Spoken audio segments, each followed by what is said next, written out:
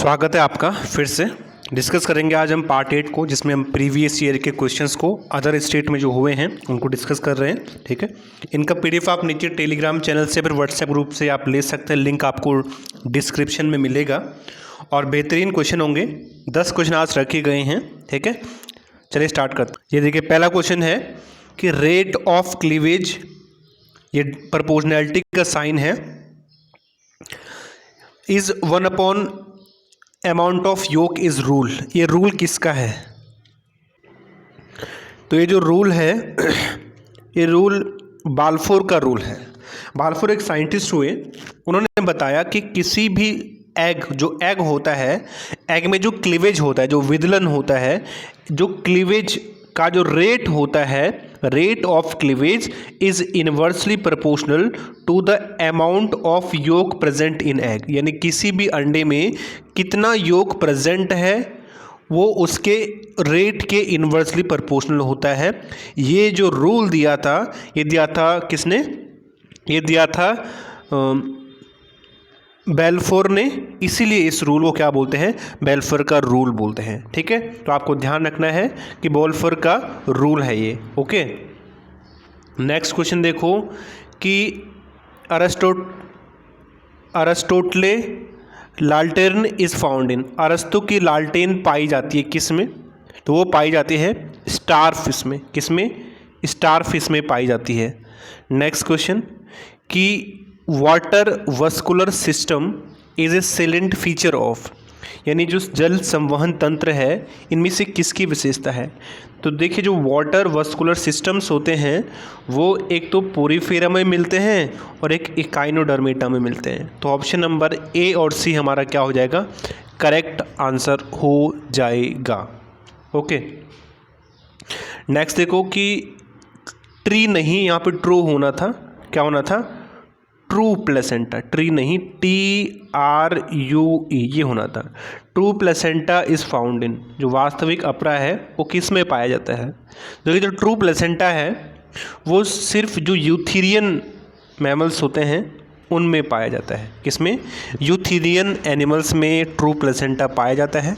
Placenta आपको पता होगा, प्लेसेंटा वो पार्ट होता है फीमेल के अंदर जो एम्ब्रियो होता है उसको पोषण देता है, न्यूट्रिशन देता है। ठीक है, याद रखिए इस बात को। नेक्स्ट क्वेश्चन देखो, which stimulates milk secretion from the mammary gland after parturition. ठीक है, शिशु के जन्म के पश्चात जो स्तन ग्रंथियों से दूध स्रावण को कौन प्रेरित करता है? तो after the parturition in human, female में जो मिल्क सीक्रेशन होता है उसको स्टिमुलेट करता है कौन सा हार्मोन? Prolactin hormone. कौन सा हार्मोन? जो प्रोलैक्टिन हार्मोन होता है वो मिल्क सीक्रेशन को स्टिमुलेट करता है after the parturition, after the birth of baby. ठीक है, जबकि एस्ट्रोजन हार्मोन तो आपको पता ही है, ये एक फीमेल सेक्स हार्मोन है, और फॉलिकल स्टिमुलेटिंग हार्मोन तो सभी को पता है। ठीक है, नेक्स्ट क्वेश्चन देखो कि the relationship between shark and pilot fish is known as.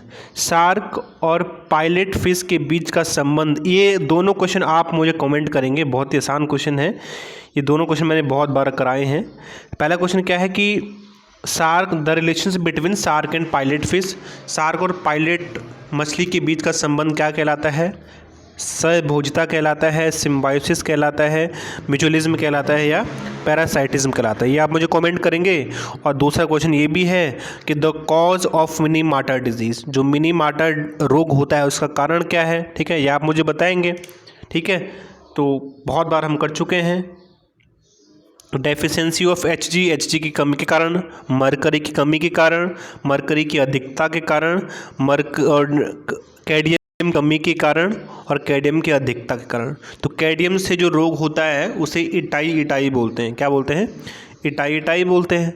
ठीक है, जबकि नाइट्रेट से जो रोग होता है, डिजीज़ होता है, उसे ब्लू बेबी सिंड्रोम कहा जाता है। बहुत सारे लोगों ने सही आंसर भी दिया है जो हमने कल क्वेश्चन पूछा था। ठीक है, तो ध्यान रखें इस बात का। नेक्स्ट क्वेश्चन देखो, विच ऑफ फॉलोइंग जीएम बोलते हैं जेनेटिकली मॉडिफाइड, ठीक है, जो आनुवांशिक रूप से रूपांतरित होती है। Which of the following GM varieties are now being cultivated widely, इनमें से कौन सी वो वैरायटी है फसलों की जो आनुवांशिकी के तहत रूपांतरित है और अब बहुत पूरे वर्ल्ड में लगभग उगाई जाती है। तो आपने सुना होगा कॉटन और सोयाबीन, ठीक है, ये ऐसी दो वैरायटीज़ हैं क्रॉप की जो जेनेटिकली मॉडिफाइड हैं, जिन्हें जो है जेनेटिकली मॉडिफाइड किया गया है ताकि वो ज़्यादा जो है प्रोडक्शन दे सकें। उनको रोग प्रतिरोधी बनाने के लिए उनमें कुछ जीन में चेंज किए गए, ठीक है, मौसम के हिसाब से, अलग अलग मौसम के हिसाब से, क्लाइमेट के हिसाब से उनमें चेंज किए। तो कॉटन और सोयाबीन ऐसी दो फसलें हैं जिन्हें अब जो है वाइडली कल्टीवेट किया जाता है। Next question, hormone helps in parturition is, ये बोल रहा है कि शिशु जन्म में सहायक हार्मोन कौन सा है। तो पार्चुरेशन में जो हार्मोन हेल्प करता है, एक तो ऑक्सीटोसिन भी करता है, ठीक है, और रिलैक्सिन भी करता है। कौन सा? ऑक्सीटोसिन और रिलैक्सिन, ये दोनों हार्मोन पार्चुरेशन में शिशु जन्म में हेल्प करते हैं। तो ऑप्शन नंबर 3 हमारा करेक्ट आंसर हो जाएगा, ठीक है। ल्यूटिलाइजिंग हार्मोन और फॉलिकल स्टिमुलेटिंग हार्मोन का पार्चुरेशन से कोई संबंध नहीं है, ठीक है। समझ में आ रहा है ना? चलिए, अच्छा। नेक्स्ट क्वेश्चन देखो कि organelles which are found in the mid piece of the sperm, ये बोल रहा है कि स्पर्म यानी शुक्राणु के मध्य भाग में पाए जाने वाला जो पार्ट होता है उसे क्या बोलते हैं। तो आपको पता होगा जो स्पर्म होता है वो कुछ इस तरह से दिखता है, इस तरह से वो दिखता है, ठीक है। ये इसका हेड वाला रीजन होता है, नीचे टेल वाला रीजन होता है और बीच में मिडिल पीस बीच वाला होता है। जो इसका हेड वाला रीजन है, जो अग्रभाग होता है, उसमें डीएनए, ये जो स्पर्म होता है अपना डीएनए कंटेन करता है, ठीक है। और जो नीचे वाला भाग है टेल, ये इसको चलने में हेल्प करता है, मूव करने में हेल्प करता है। जबकि मिडिल वाला भाग वो होता है जो इसको न्यूट्रिशन देता है स्पर्म को। और इस वाले पार्ट में एक तो माइटोकॉन्ड्रिया होते हैं और एक राइबोसोम होता है, ठीक है। तो ये दो एरिया इसमें मिलते हैं।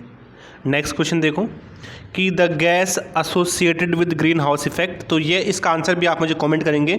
ज़रूरी नहीं कि ये जो टिक कर रखा है ये सही है कि नहीं, सही हो भी सकता है, नहीं भी हो सकता। बहुत ही आसान क्वेश्चन है ग्रीन हाउस से रिलेटेड। इसका आंसर आप मुझे कमेंट करोगे क्या इसका करेक्ट आंसर होगा, ठीक है। तो आज के लिए बस इतना ही। Thanks for watching, God bless you all.